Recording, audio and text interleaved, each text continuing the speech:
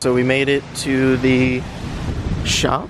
See if he's even here. I think that's his truck, so see if the garage is open, and it is. All right, cool. Let's go talk to him real quick. Actually, he's right there. What's going on, Kenny? It's Greg lacking, man. Yeah, just trying to get this fucking. She wants to be a bitch. Hey, dude, how's that Mustang running? Better than ever. Nice. What you got going on? I have lower control arms. I just need a jack or a lift or something, and to put them in because I don't have anything like that.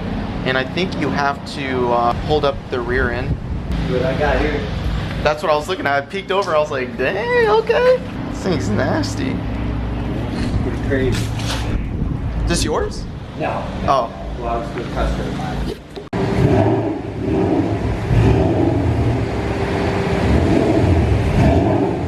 Back a lot farther. My back. Okay, get the lift up to the back. The back.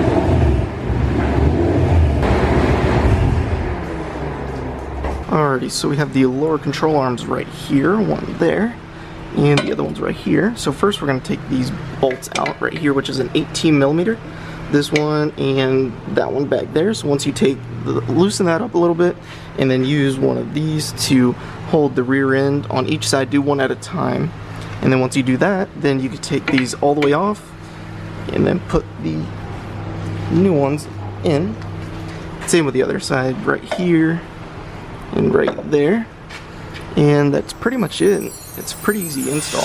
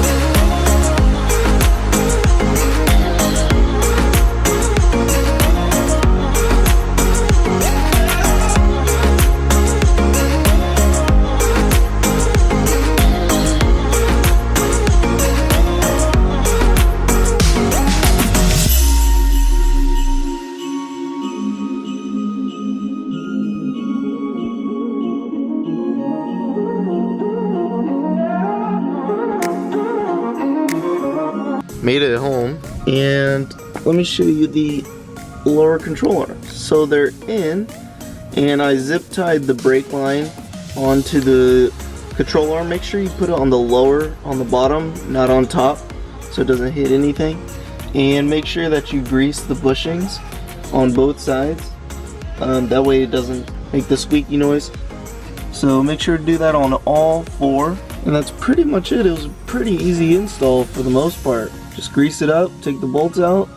Oh, one thing I forgot to mention is that the brake line is in between the old control arm. I'll show you a clip of what we did with the control arm and how we got the brake line out.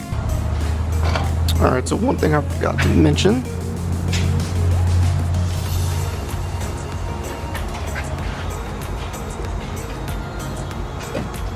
So I wouldn't recommend doing that unless you know for a fact you're not going to use those control arms again, and that's pretty much it. That was the only way. We were in a we were in a hurry because I had to get to work, which is why I didn't finish the video over there. I didn't have time to finish showing you guys what I did. I had to like really hurry up and head on straight on to work because they called me in. But yeah, that's what we ended up doing.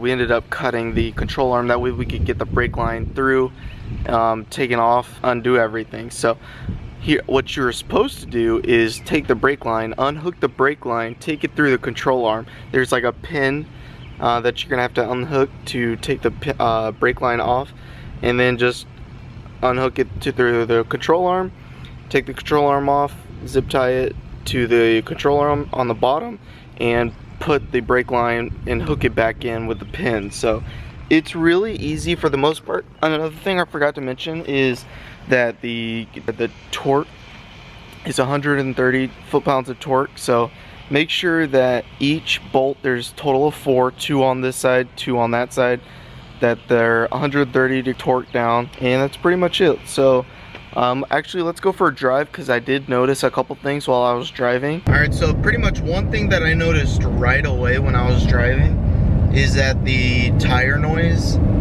increased a lot. You can definitely hear the rear end a lot more as well. Like the tire drone did get a little bit louder. I mean, it's not bad, but you can definitely hear it and you can feel it in the seat. It's another thing that I realized was that, like, you can feel a lot more because the suspension is like, it's a lot stiffer now. So now you're gonna be able to feel like everything. Oh, also I just realized is that at lower RPMs, when you're just like barely getting on it and you're at low RPMs, you can kind of feel it like it's like wanting to go. I picked that up too, like right there. It's like, it like shakes a little bit. It's like, let's go. It's, none of it's really that big of a deal, but just wanted to let you guys know. The upper control arm is not on just yet. I wanted to do the lower control arms because that was pretty easy to install and I had to go to work. Did the lower control arms real quick, and huge shout out to UPR for the lower control arms. I will leave the link down in the description down below if you guys wanted to check out their lower control arms. It's really nice. I've driven the car for a couple days and it does hook a lot better. I mean, I'm not really gonna tell because of the tires I have. I'm gonna spin regardless, but I've noticed that I feel more planted. Yeah, I think it's gonna be really good at the track. Once I put the Toyo R888s on, put the upper control arm, and go to the track, I think we'll be all set. Our suspension's good. We have a Panhard bar already installed. We have lowering springs. Now we just need shocks and struts, and we're pretty much it. That and the sway bar, but I don't think I need that. That's pretty much my little review on the lower control arms. They're a little bit noisy, but it's no big deal. Alrighty guys, so that's pretty much gonna wrap up this video. And up next is going to be the upper control arms and upper control arm, and install that as soon as possible. And then see, the thing with the tires is that I'm waiting till I get new wheels. So you guys already know that I'm going to get new wheels, but that's the one thing that I'm waiting for. Just bear with me. The wheels are coming very soon. So if you guys wanted to keep up with me, be sure to follow me on Instagram. If you guys want like little sneak peeks before I post on YouTube, that'll be right there and it'll be in the description. Another thing is that UPR products, they make great suspension products and other things as well. Make sure to go check them out. I will leave their website down below for you guys to check them out. The upper and lower control arms that I have are from UPR and they are great. And I definitely recommend them, so make sure to go check them out. The install only probably took 20 minutes, 20-25 minutes in total. It was really easy to install. You just have to have a torque wrench and you're all good to go for the most part. Like if you have basic hand tools and everything, you're good to go. But that's pretty much gonna wrap up this video. Hope you guys enjoyed it. If you guys have any questions on how to install the lower control arms and if I missed something, let me know down in the description down below and I will be more than happy to answer you guys' questions. Hope you guys enjoyed this video. If you guys did, make sure to smash the like button. If you guys are not already subscribed to the channel, make sure to hit the button down below. Like always guys, have a great day. Peace.